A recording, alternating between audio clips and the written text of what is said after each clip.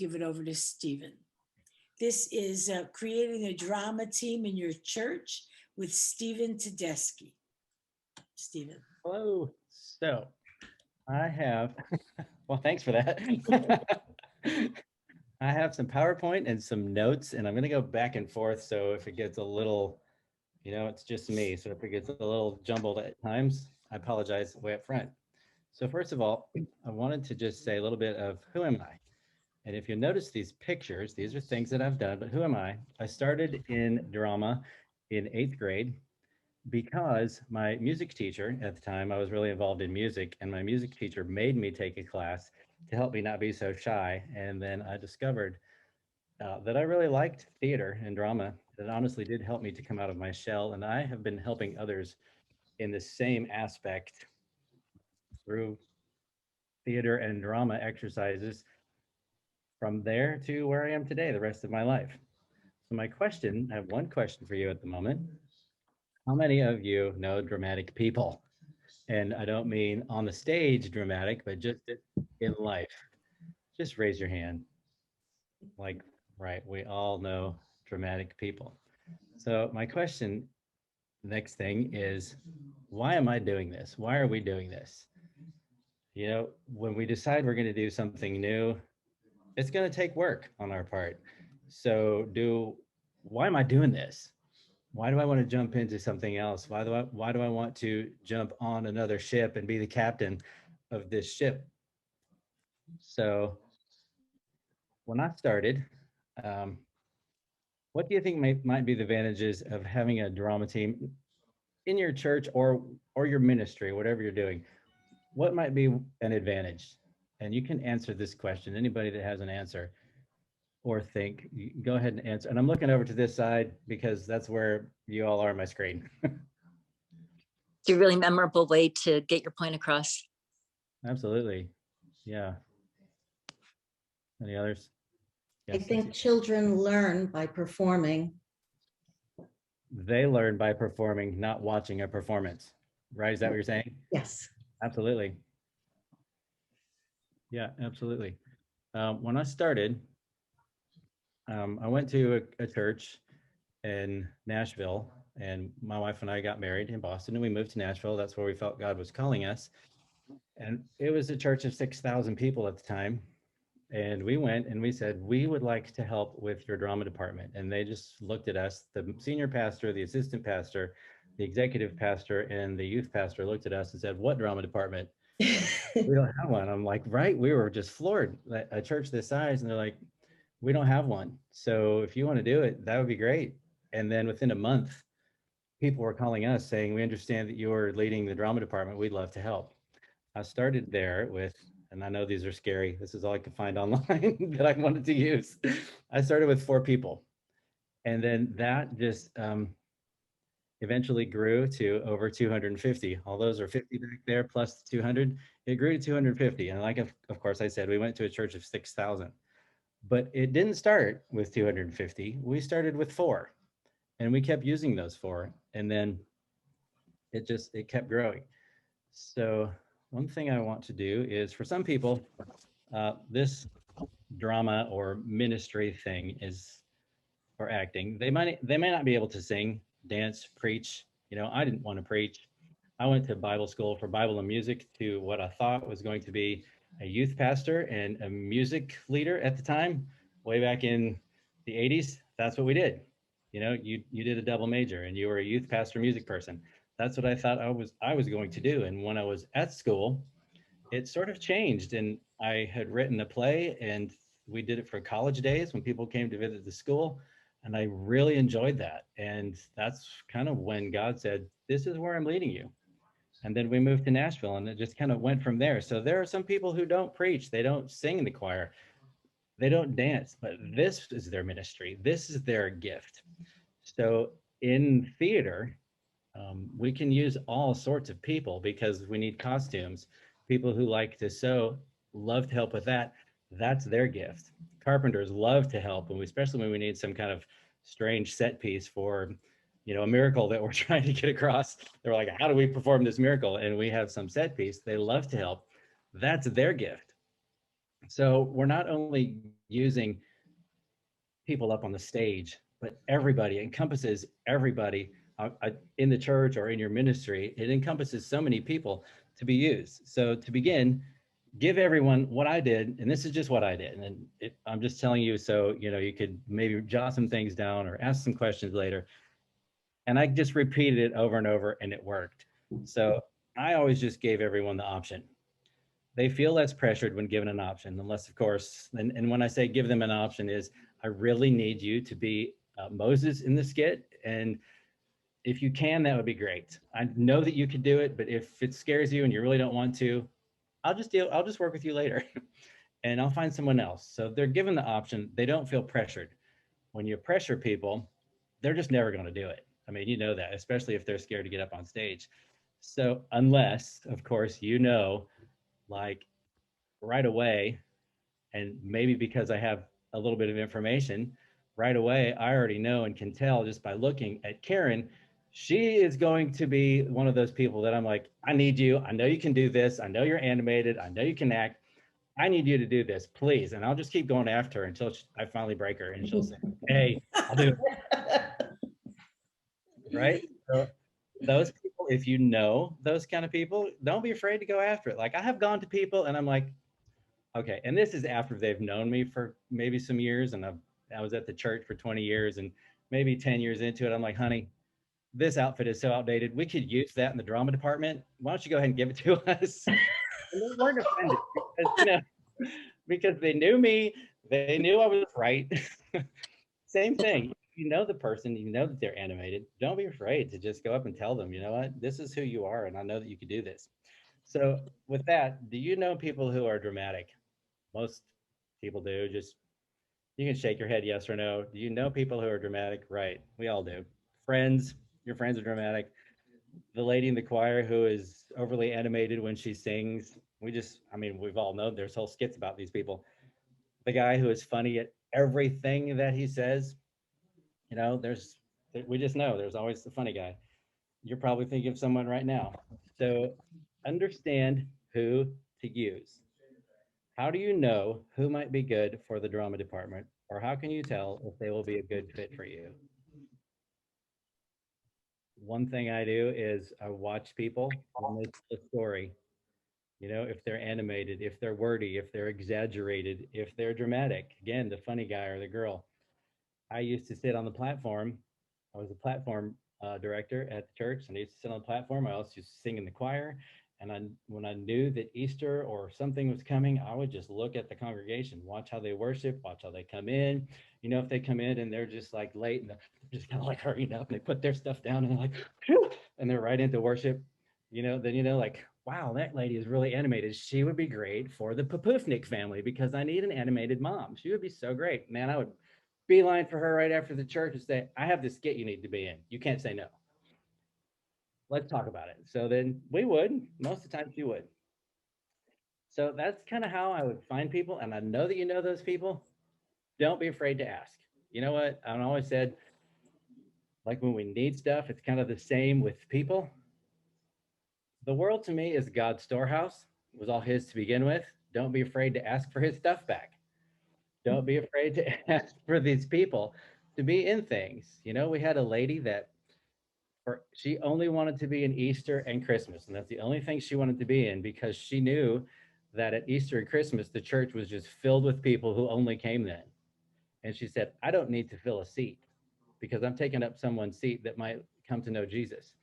So she was in the Easter production. She's like, and if anything, I know about when Jesus was born and I know what happened at Easter. So I could be in those and I could portray those well. And she was amazing, absolutely amazing. So then I would take that. I'm like, that's great. I would go to people and like, why do you have to come? Why do you have to fill the seat at Easter? Don't you know the story? I need your help portraying to other people because we were given at our church during Easter and Christmas, we were given the whole service. We were given the time to produce the gospel. So we did, and we needed people. So I'm going to share my screen once again. Well, yes. Okay, so I have a small exercise. I would like everyone to three things.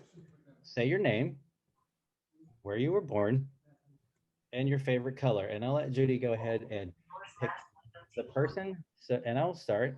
My name is Steven. I was born in Akron, Ohio, and my favorite color is black.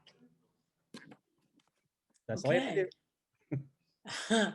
Debbie, you go next. Hi, my name is Debbie. I was born in Drake, Massachusetts, and my favorite color is yellow. I also can't understand how black is a color. I know it's void of color, but Every color? my favorite void of color is black. It's just like every color piled in. Right? Yellow. I is said that- cool. I said like the same thing to him on Saturday, Deb. I said, black is the absence of color. All right. It's not a color. All right, we're gonna Look. go next. Karen, you're next. Karen. Hi, my name's Karen. I was born in Brooklyn, New York, and my favorite color is blue. Okay. Suzanne. I'm Suzanne Feaster. I was born in Cambridge, Massachusetts, and I've been sitting here trying to figure out my favorite color. I'll just say green. Yeah, that would be my hard part too, which is my favorite. Corinne. Hi, everybody. My name is Corrine. I was born in Ashby, Massachusetts, and my favorite color is blue as well. Wow. Okay. John. Hey, my name's John. I was born in a hospital in Cleveland. My favorite color is blue. Ooh, we have a lot of blues here. Okay. Is it Randa? Is that how you say your name? It is Randa? Randa. Okay, Randa. My name is Randa. I was born in Princeton, West Virginia, and my favorite color is also blue. Wow. My Wow. oddball out here, I guess. I think I got everybody. Did I get everybody? Pastor No, Marion. Marion. Oh, Marion, I'm Yes. sorry. It's okay. My name is Marion Hutchins. I was born in Flushing, New York, and that is a very hard question for me, my favorite color. Do you mean what's my favorite color to wear? What's my favorite color to look at? What's my favorite color to decorate with? Let's I go mean, with there's so many options. So anyway, I know I complicate things, so I'll just say coral. coral. Ooh. Great color. That goes great with the absence of color. Okay, is that everyone? I think so, yes. Good. So with this simple exercise, I've discovered that a lot of exercises, with this simple exercises, I can already tell this is going to be a great group to have up on stage because everyone was sort of animated with their questions. They weren't scared to answer. So with this simple thing, when you put the kids up on stage that you're going to use, sometimes they forget their name. Sometimes, again, they don't know what's their favorite color or just simply where they were born. But with these simple questions, you can tell how comfortable they're going to be on stage and what you need to work on. So typically, what we try to do is work on, first of all, getting them comfortable on stage, because once they're comfortable on stage, whatever you need them to do for you or to be in the production or the skit or whatever will be much easier because then they're comfortable with themselves and with being on stage. So the first thing that I want to tell you is always be prepared. So I'm going to answer, how do we be prepared? What do you do to be prepared? With the next series of slides, and just about everything I say is going to tell you how to be prepared. So what is the first thing we need? What is the first thing you want to do with your team? The team that you are creating, what is the first thing that you're thinking of doing? So that is one thing you need to, will help you be prepared. Am I going to, do I want to do a production? Is this for VBS? Is this for, we're going out into the street? We're doing street dramas? Are we going to an orphanage? What is the first thing you want to do? And who do you need for this? A church just sort of opened. It was a street church that they asked me if I wanted to be involved with. And they said, why don't you go and pray and see, we're doing a street thing once a month. Go and pray and see if this is something you want to do. And I'm like, what do I need to pray about? You're giving the gospel to the street. So yes, I'm going to do that. What do I need to pray? I already know the answer to that, but who did I need? So I said, what is the first thing that we're doing? And I wanted to make sure it was good.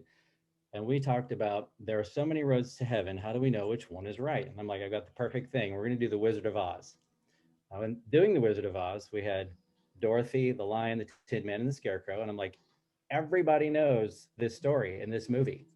You guys have to be perfect. You guys have to go home and watch those characters and make sure that you know them inside and out, because I don't want anybody being distracted from, oh, well, that's not a very good Dorothy. You have to be her to a T. So in doing that, I was prepared in helping them become prepared. How many people do you need? What type of character? Once you have those, then your structure. So my thing is, do not waste people's time.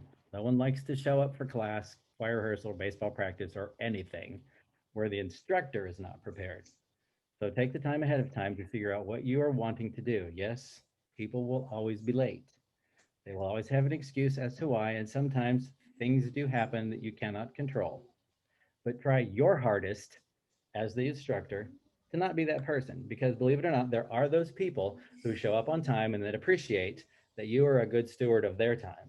And I did have a lady that I was always prepared. She came up to me, she said, thank you for being a good steward of our time, and just it showed that I cared and not waste their time. So these are just some nuts and bolts of beginning. So try to keep a structure of how you rehearse and prepare for these things. People will get used to that. It will become easier as you do things as the years progress. That means be prepared for your structure. Every week, we meet every week because I found that works on Thursdays. We take attendance, we pray, we do a freeze frame, we do a warm up, and then we do a series of whatever we're working on for the week. People know that structure. They know that they need to not be late. They know what time we start. If they are late and I say, you know what, it's okay, I understand, things happen, just call me. Everybody has a phone these days. So just call and let me know that you're going to be late. That way, if Judy and Karen and I are working on a skit, Judy's going to be late and Karen's not going to show up. Well, then what's the point of me even being there? You know, because I don't know how, if Judy hasn't called, I don't know that she's going to be late. Just let me know. That's all I ask. Karen's not going to be here. I know that Judy and I can work on the end of the skit. If Karen and Judy aren't going to be there, I'm not going to come at all. So then I can call the rest of the team and say, you know what, don't show up. We're going to rehearse next week because Judy's sick, Karen can't be there. Or if I know that she's going to be 5 minutes late, Judy's like 10 minutes late, okay, we can still start. We're still going to do this thing. All I just want to know the structure. That way, at least, you know, like our favorite thing in college was if the professor didn't show up after 10 minutes, we could leave.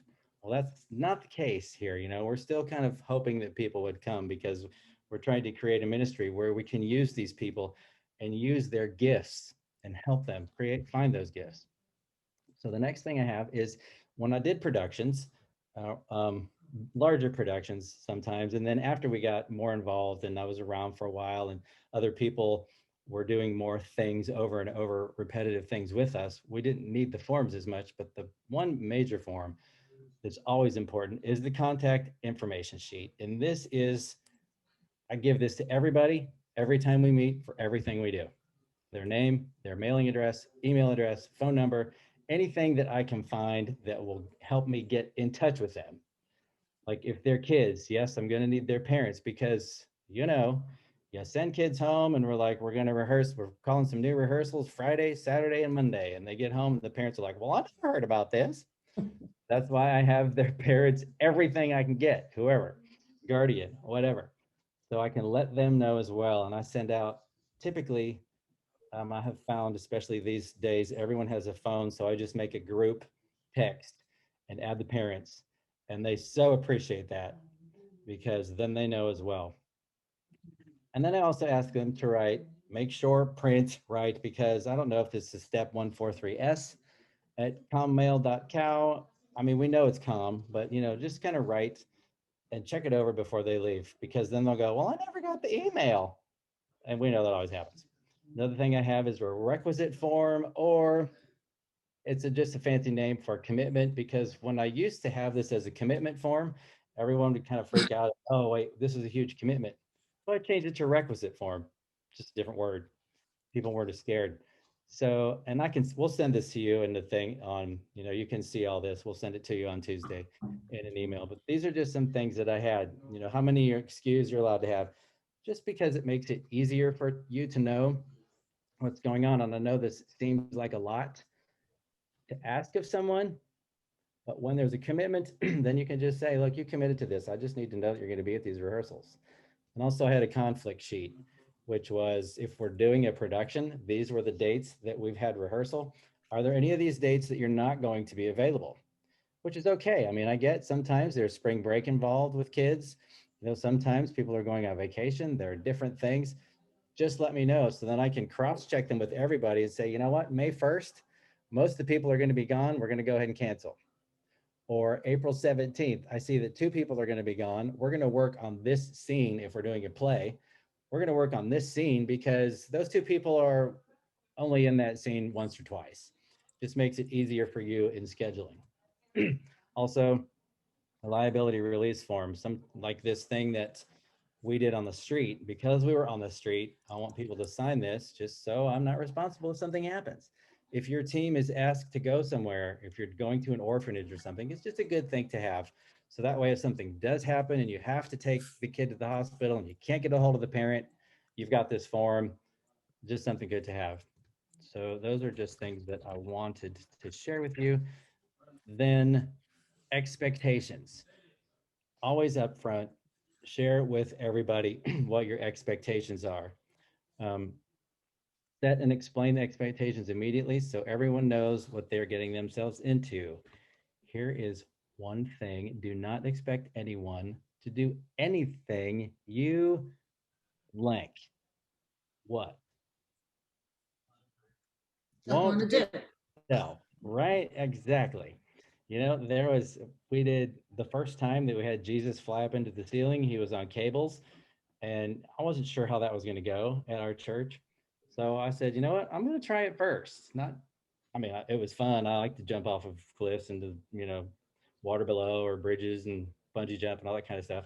So I said, I'll try it first. The reason why I wanted to try it first, because it wasn't set up until the Saturday right before Easter.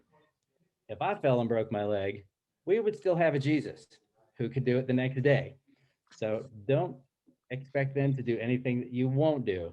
Doesn't mean that you have to do it. Just let them know that you would. And that just lets them know that you care. Everyone likes to know that you care. So I did this for every production I did. And then I would ask the people if they needed to bow out, it was okay. If they didn't want to.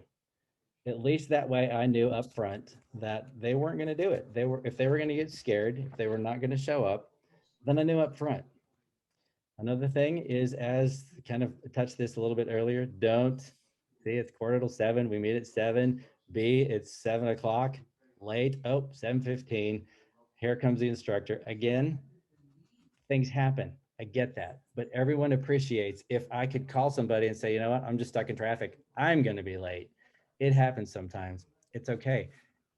People just like to know. Then one thing, and this did happen. I just thought that everyone would understand that they needed to be at the dress rehearsal and the performance. You just can't miss either of these because someone said, well, I can't be at the dress rehearsal, which I still have no words for that. You just have to be at the dress rehearsal. Everyone's relying on you. When we have a team, that's what we are, a team. You can't be a team without everybody. And then one person just didn't show up for the performance.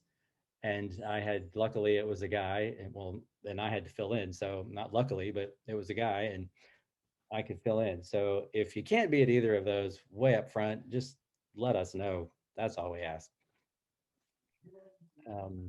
Then this is something I saw, or we had in high school. Judy already knows what this is. She's shaking her head. This is something we had in high school and it worked great for our choir, our band, and our drama team. And it is called the gum jar. Here are the rules of the gum jar. At a performance or at a rehearsal, no one was ever allowed to chew gum. If you would walk into the band or choir room with gum or the theater room with gum, you just had to spit it in the jar. And if by chance you were on stage at a performance where your character did not call for gum, which only happened, I was only in a play one time where the character had gum, if you're chewing gum on stage at a performance, you would take a piece out of the jar, chew it for 1 minute, and then spit it back in, and then spit it back in. And it just kept everyone. And here's a picture of my gum jar. And the juice is actually from the gum, and it's good to have the juice, otherwise the gum will mold. And so when you spit the gum in the jar, you can't place it because when you spit the gum in the jar, it poofs the aroma into your face. Smells like juicy fruit. And it just keeps people from doing what they don't need to do. There's nothing worse than someone chewing gum like while they're preaching or while they're singing or while they're acting. I didn't use it during COVID, but I think there's probably a cure for it, maybe in there. So it's, you know, it's your own call. It has worked great for me. This is 30 years old. It's been around the world. You know, there's all kind of, there's European gum in there, and there's all kind of different, different. Ever complained? No one has ever complained because I What? give them rules up front. These are the rules. These are the rules. You know, people will run or they'll swallow their gum before they get there, or they'll throw it out. They'll do whatever to keep away from the gum jar, but they know the rules. So I'm like, hey, you know the rules. These are the rules. Don't chew gum. 3 people have. One person asked to go home because he wouldn't take a piece out of the jar. One girl got Lyme disease. I don't think it was from the gum. I think she already had it, but she was healed. She was healed. And then another person wanted to just because he wanted to taste it. So I'm like, okay. All right, no more gum jar, okay? We're finished with that part.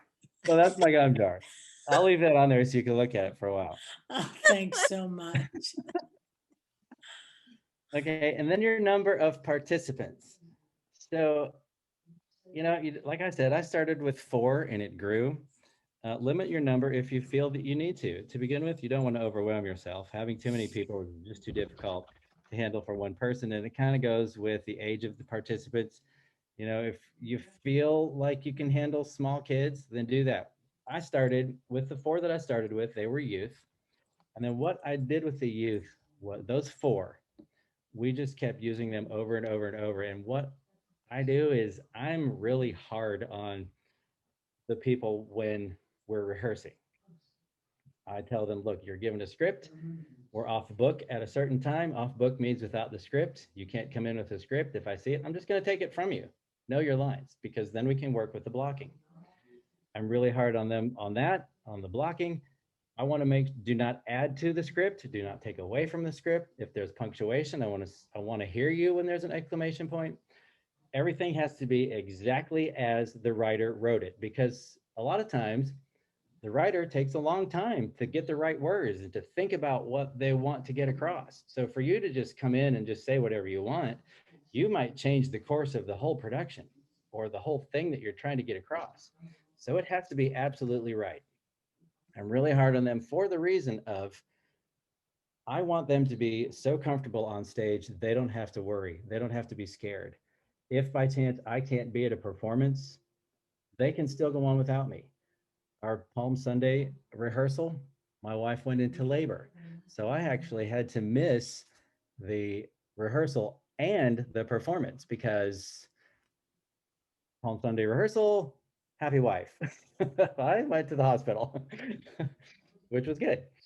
And so I knew that I had leaders in place that could teach them, and they were fine without me because they knew everything they were supposed to do, and they knew it well enough that nobody was afraid to do what they needed to do. So I'm really hard on them up until now. Again, I understand that during a performance, I'm like, okay, we're at the performance. What's going to happen is going to happen. Things happen. You might forget your lines, or, you know, a set piece might drop where it's not supposed to. Things happen, but they're also prepared for that. So, you know, once we're in performance, you just got to go with it. But up until that, I push them hard, push them hard, push them hard. So they're ready for whatever happens. And they're not afraid, because I don't want them, you always want to set them up for success. I do not want to put them up on stage and have them be scared, have them feel like they failed because they will never do it again, because I've seen it happen. There have been people that other leaders have put people up on stage when they didn't feel comfortable enough singing the song or to do their part. And they were so embarrassed. They never got up on stage again. And there were people that were like 17 when they did this. 20 years later, they still will not get up in front of people that is not preparing them for success. So you always want to prepare them for success, help them find who they are and develop their gifts. And then, so from that, I took those 4 people. Every time I put them on stage, they're extremely prepared. Those 4 people I used for the Wizard of Oz sketch when we did it the first time years ago. They were so spot on with the 4 main characters of the Wizard of Oz. People were enamored at how well they did it. And then what happened? People saw the excellence every time they got up on stage, and they're like, I want to be involved in that. I want to do that. And that's how my team grew, because they knew that it was going to be good.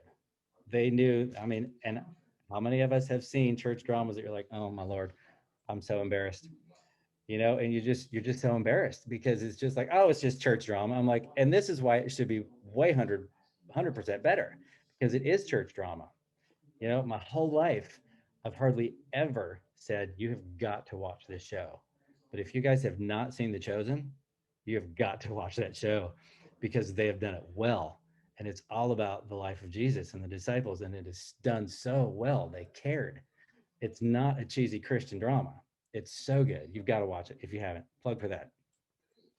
So your calendar of events, just let everyone know, look, this is what we're working on. This is the time commitment it's going to take.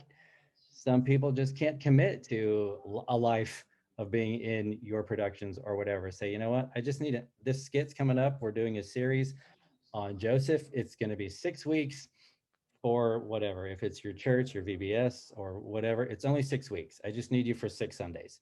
They're like, you know what, I think I can do that. So just give them your calendar events. They like to know that there's an ending. Also, that there is time that they have. So it's just going to be every Monday night if you can. Like, I know there's this guy that I just got to do our production that we're doing in June, and he's extremely busy. But for some reason, he's home from now until July. And I'm like, you know what? I've always wanted you to be in one of our productions.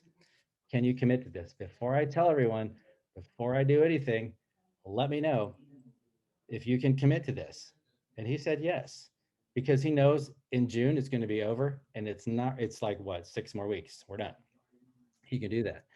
So also make sure that when you have your people, they know that there's got to be an end sight involved.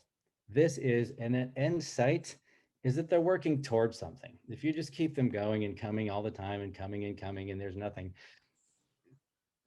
they're going to get tired. So they know that in 6 weeks, there's going to be a performance. So the first thing that you might do with your group is, if you're just starting, is take the thing that I did with your name and some other things that we're going to do. And you can take these small things and have them work towards a performance. So in 6 weeks, let's just say you have 12 kids, and you've got these improv games and you have other things. And there's so many things online that you can find for classes and just things that you can teach the kids. And I've got exercises from 40 years of stuff. Just email me, text me, whatever, call me, and I will give you all kind of stuff. And just tell them, you know what we're going to do? We're going to meet on Saturday. Our first meeting is Saturday. I'm going to take you through all these little things. And then your parents, after 4 hours, we're going to have a little show for your parents. It doesn't have to be, this is the one thing, it doesn't have to be perfect. You never know what's going to happen. It could just be, look, we're going to act out Moses Moses, just however you think that is, like fairy tale in a minute. They act it out in a minute, as much as they can get in there. And they do that for their parents, and it's hilarious. And then you take it to 30 seconds and you take it to 15 seconds. And it's just funny, so that they know that they're working towards something. And what's that doing is giving them a production. Now they know they're working towards something. And parents and grandparents will always applaud at no matter what happens. That is setting them up for success. So then you say, you know what, for the next thing that we're going to do, I really need you. We're going to do this. It's going to be 4 weeks. We're going to have you involved in our ministry. We're going to a nursing home. We're going to a children's home. We're going to go out in the street. We're going to do all these things. That gets them excited. If you give them, and I've also learned that if you give them a name, like the name of ours at our church was Image Productions. We are the image of Christ. They loved that we were part of Christ Church, but we were separate. The church that we're at now we're Grace Church Players. We just started 2 years ago. They were like, they grandfathered Grace Church players, and they were so excited that they were the first ones that did it.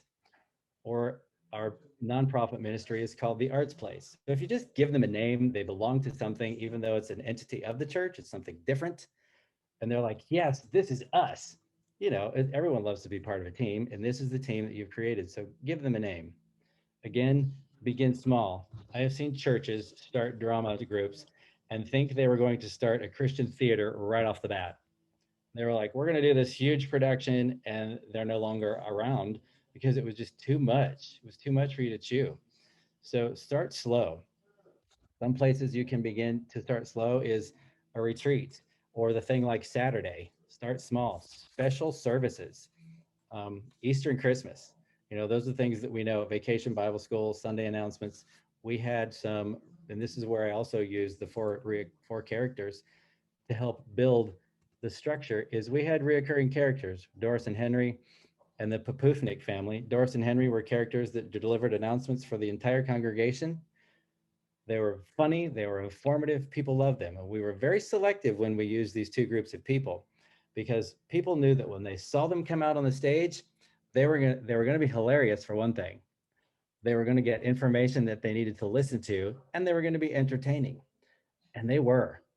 I mean, people would just get quiet, they would stop doing whatever they did, and they would listen because they knew, once again, these were going to be excellent and informative. So then we had, if you can do weekly lessons, what my wife and I have a nonprofit organization, and we've had this for years. It's called the Arts Place. And what it is we take kids from first grade to 12th grade and help them to discover who they are. And in doing that, we discover their gifts. And it might not be, we're not trying to make everyone actors. We're not trying to get everybody to Broadway, get them up on stage. But in getting them on stage and helping them be comfortable with who they are and discover their gifts, they are comfortable on stage. They're comfortable to talk about their testimony or the discipleship that they've been through. They're able to look one-on-one with somebody and actually carry on a conversation. So with those weekly lessons, we take them through all kinds of theater exercises, like where do my arms go, you know, or where do my eyes go? So what do I look at? So when you're talking to somebody, what are you looking at? You know, we tell these kids, and after we've had them for a certain amount of time, we're like, what are you looking at? What are you talking about? You know, look at me when you talk, because you've developed a relationship with these kids that they respect you and they respect your leaders that you have, and they'll listen to you. I'm like, I don't know, I'm scared. I'm like, well, just look me in the eyes. It's okay. Just talk to me, because you've become their friend and they listen to you. And it's amazing. I've heard people, there was one guy that absolutely hated it. His parents forced him to take my class. He hated it. He told me, he'd get up on stage, he's like, I hate this. I hate the lights. I hate the stage. I hate everything. 20 years later, he called me and he said, I have to thank you and apologize, because he had to speak to some officials in China about the ministry that they wanted to do. And he's like, I was able to stand up in front of them. I was able to look them in the eye. I was able to have confidence because I remembered what you taught me. And that's really what we're going for. Their character, their gifting, what is inside them, help them be proud of who they are. And in turn, we're going to get good actors. So even though we're working towards a production, we're really working with the people, because the production is really just a culmination of everything that we're doing. We know that we're going to get good acting. We know that we're going to get a production, but really we're working with the people. So your weekly lessons is something that really helps. And then once you've started, develop assistants, you know, like right away, again, because I do have a little background of Karen, I would say I would take Karen under my wing and get her beside me and say, you know what, I need you to direct this one. Just direct this scene. And I'll talk her through it and walk her through it and let her do it, you know, because I see that in her character, in her giftings, that's really who she is, and she can do this. And then I will say, you know what, as she's doing it, I might just slip out. I have to go, I just got to slip out for 1 second. Go ahead and do this. You got it. It's fine. Let her fly on her own. Eventually, she's going to become your leaders. Done that with 7 people that are my leaders right now. One person started, she was scared to death, didn't even want to be on stage. Now she's one of my greatest leaders. So just keep them under your wing and lead them, because you're just helping them discover who they are and their giftings as well. So I always do that.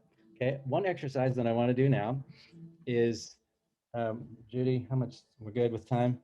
We have about 10 minutes, Stephen. Okay, so an exercise I want to do with you now is just a facial expression. So I'm going to give you 4 words, and I just want you to make a facial expression. That's all you have to do. And then I'm going to take it off the shared screen, so in case there's others, we can see everybody, but I want you to see the words first. And the first word, all you have to do is make a facial expression. The first word is sad. Make a facial expression, you're just sad. Excited? That's so great. Bored? Angry? Okay, and this exercise, now what we would normally do is for each word, there's a letter. So A would be sad, B would be excited, C would be bored, D would be angry. I know that's quick. I'm not going to ask you to memorize or to learn the letters, but I'll say the words again, and I'm just going to mix them up. So as I say them, just do them. So sad, excited, bored,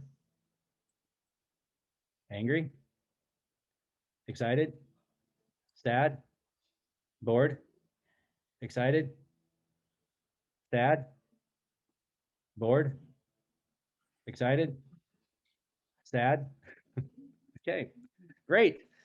So with that, those are very simple. Those are some things like I was saying that you could do on that Saturday event with the kids, is just let them do this. You put them in a line and you say that. So what you would do with the letters is then they have to remember the letter. A is sad, B, etc. And then you just say the letters A, D, B. So that's helping them also learn quickly. Just help them think fast, their lines, things that may happen on stage. We do a lot of improv because things do happen on stage. Things are always going to happen, especially in live theater. So it helps them be comfortable. Like I said, I always want them to be comfortable. I always want to set them up for success. So these simple exercises are helping them, anything that can help them think fast. Every production we've had, something has happened. They're able to think fast and fix it. Every kid up there, we've had up to 35 kids, and every kid up there is able to fix it fast because of things that we've helped them do. And this is just things that I've learned through the years. So now I want to add to that some arm movement. So if you're excited, what would you do with your hands? Okay, so all those 4 things, add your hand or body movement with it. And it's kind of like a freeze frame. So if you're excited and you stay. Okay, so sad.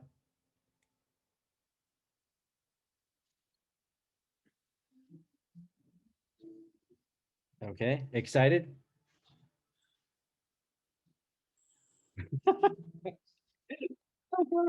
Bored.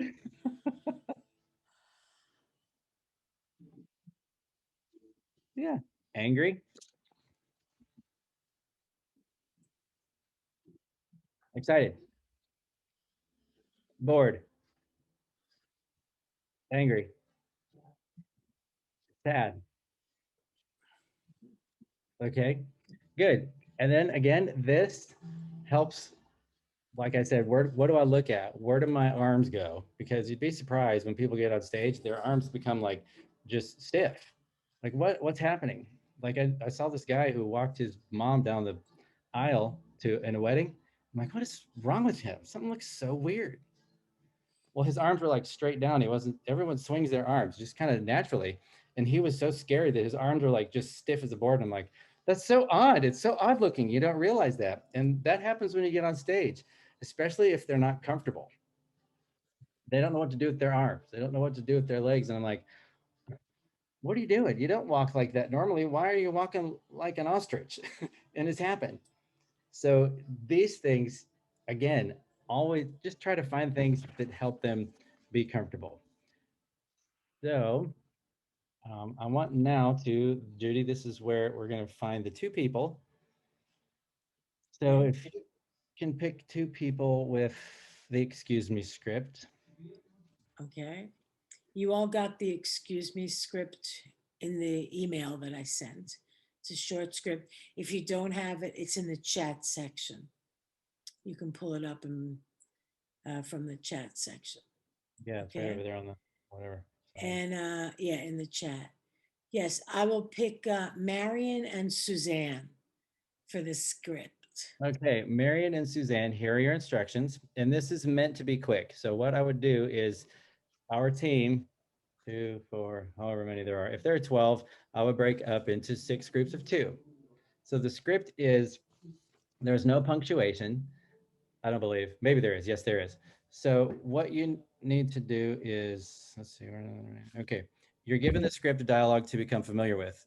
If it is the job of the actors to decide what the circumstances are surrounding the dialogue, who the characters are, and what it is they're really saying. Encourage the actors to stretch the dialogue and what it could be talking about. For example, maybe a person is pregnant, maybe you're at a park, maybe you are at a roller rink. So it's up to the 2 actors to decide where you are. You cannot take away or add to the lines. You just have to say them like they are. And then just notice the punctuation. If there's anything bolded or underlined, just recognize that as well. Okay, do you understand? Yeah. Like Marion, now Suzanne, you're supposed you to do. understand? Kind of. Okay. You just All right. converse together about where you are. One person is character A, another person is character B. Okay. You just, it can be anything. There's no wrong way of doing this at all. It's wherever you Okay. decide to be. If you're in a garden picking flowers, then that's where you are. Let us know let us know through showing us, not telling where you are. So should we write to each other on the chat or? Well, she's No, going, practice. I'm putting you in a breakout room. Oh, I'm okay. taking Oh, you okay. and Suzanne away. Oh, okay. you're So leaving. Suzanne, you're Yep. gonna need to, you're okay with this, Suzanne? Yeah. Okay, all right. I'm You putting you have in the 3 rooms. minutes. You have 3 minutes. 3 Okay. minutes, okay. All right. They should be going, but they're not. Did they go? Yeah, they Marion just went? No, I'm still here. Oh, wait. Okay. Here. Okay, why isn't I Suzanne think they're going? gone. She's gone. Suzanne just went too? Okay, good, all right. Okay, now when they're in their private room, we're all gonna leave. Just kidding. I'm kidding. We're all gonna put on something different and act like we don't know who they are. Let's just act like we're talking. And then they've gone down. All these different things. No, so just in conclusion with that, if you have only, like I said, I was at a church of 6,000, but I've done this different places. And if you have only one person that is who wants to help you or who is interested with, then use that one person. Come up with monologues or different things that they could help you with. And again, set them up for success, because that is the most important thing, is just their character, their giftings. There has been just only 2 people. Like I said, I've gone to people and have kind of like coerced them into doing things. And there's only been 2 people in 30 years of doing this and going after everybody that just was not a good fit. And the one girl was just like, she's like, I just can't. I'm terrified. I can't do this. I just can't. And I'm like, just give me 3 more rehearsals and see if it still is. And if not, again, no pressure. I get it. And she gave me 3 more. And again, she was just like, I just can't get up on stage and do this. I'm terrified. I'm like, it's okay. I get it. You know what? We'll find something else. And I found that she was an excellent seamstress. I mean, she could make the hardest things for me. So I'm like, you know what? Let's try you at costuming. Let's do that. She'll still to this day, she's one of my best friends that I'm like, okay, I've got this really difficult thing I need made. The King Midas. I need it to come from just a regular dress to poof into her gold dress. She helped me figure that out. And then another girl was just like, it just wasn't a fit for her, and she thought it was. And I'm like, honey, I'm sorry, this is not working out. It's just, I couldn't get her to do what I needed her to do. She was mean to the other actors. It was just not a good fit. It was weird. And I just said, you know what? I think I have found that actually baking is your thing. So And again, I just didn't push them out and just be like, well, we can't use you. Goodbye. You know, Stephen, I'm gonna bring them back, okay. Just okay? try. Because, Yeah, that's fine. all right. Try to And find their plus, gift instead of pushing I them out. wanted to say to you, you made those King Midas costumes for me. Do you remember? I know. I do No, remember. okay, anyway, I'm bringing them back. I'm closing the rooms and they have a few seconds to come back. My alarm's going off. That's what you hear. Yeah, I know. We're Uh, just seconds over. I'm sorry. Again, steward of time. Yeah, so they should be coming back. Oh, yeah, they're not coming back for another 40 Oh no, seconds or so. they're out in the quantum leap somewhere. Yes, but 40 seconds or 30 now, they'll be back. The timer is set at 60 seconds. So I set my clock for 2 minutes Oh, okay. so that they would have 3 minutes to do this. So give or take. Okay, and while they're coming back, if there's nobody that is really interested in helping you, then you might have to be the one that does the first few things, and they will see, and and then you can plead for that. I just need your help. I need your help, and I know that again, us starting it's requiring work from us, but we're all looking for people who this is their gifting, and they will be happy to help because they have nowhere else that they feel they can minister. So this is a good place for them. Okay, so our actors have come back and they are going to perform this. It's called Excuse Me sketch for us. Whenever you're ready. Ready? Okay. Excuse me, Yes, can I sit here for a minute? I suppose so. Thanks. Was there something you wanted? What? Can I help you in some way? I can't see how. Oh, sorry. I must be going. So soon. Well, I couldn't stay that long. So I see. Goodbye then. Goodbye. Well, thanks for the offer though. Don't mention it. Here I go. Good luck. That's it. Very good. Thank you. Very nice. So where were they? Do we know? I don't know, I couldn't see Suzanne move. Yeah, me either. That's because I was reading from my Oh, phone. Okay. No, So I'm, where were- my video's paused. Ah, Yeah. how did I do that? There she is. Sorry. It's okay. So where were you? We were in a Well- pharmacy and she was scared I was going to get her sick. Right? Ah. Very Those good. are good. Ah. That's good. There's That's no wrong really answer. good. There's no wrong answer. There's no wrong way to do this. Right. And probably the next time, and it's no nonsense. So that's why it can't be wrong. So this is another thing that you could do for your kids on that Saturday thing. And then, because I feel like you guys are really good at that, I would say, okay, you know what, I'm going to make you do an accent. It's okay. If you don't feel like you're that good at it, it's okay, but we're going to do it anyway. You're going to be like, Yeah. from Britain and you're going to be from Germany. So whatever you think that is, it doesn't have to be right. It doesn't have to be right. Fine. Whatever you think it is, it's fine.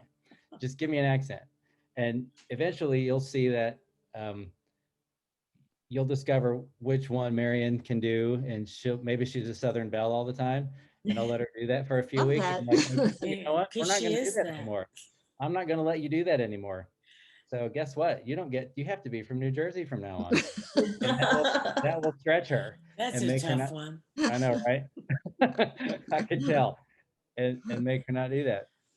So there's just one quick thing I wanted to share with you again. I know that we're past. We're This is over real quick. time. I Yeah, know. I'm so sorry. it's all right.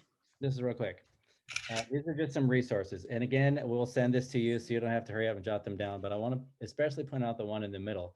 It's called dramaministry.com. They're very short, most of them, and they're all biblical based skits.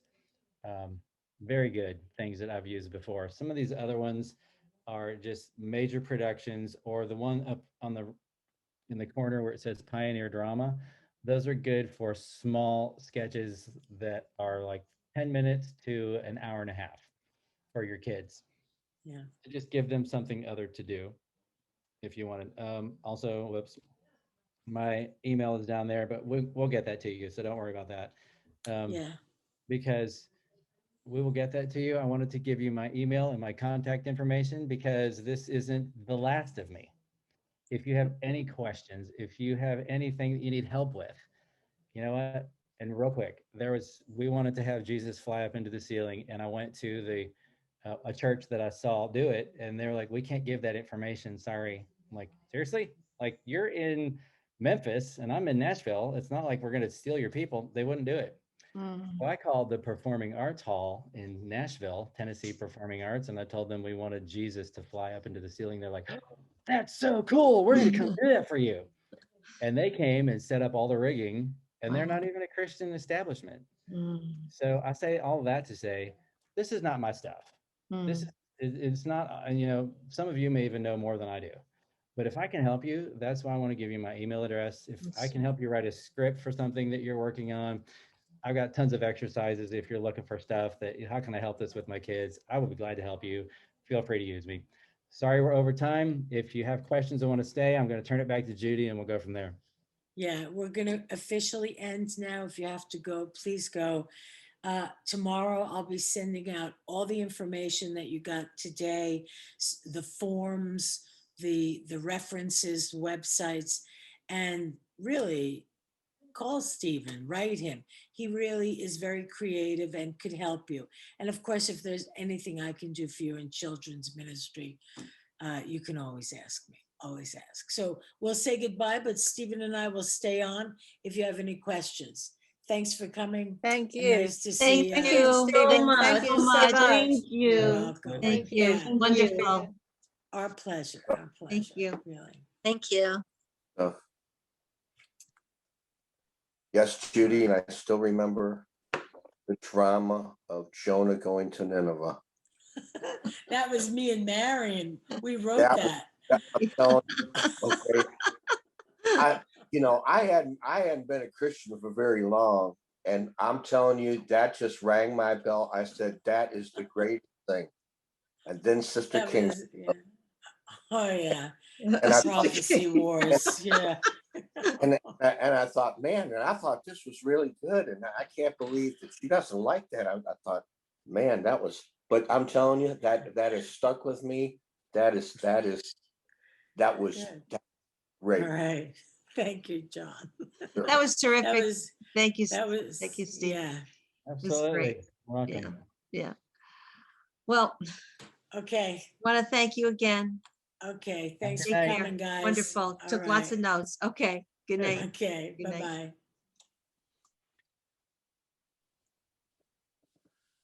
You good, John? Okay, good. All right.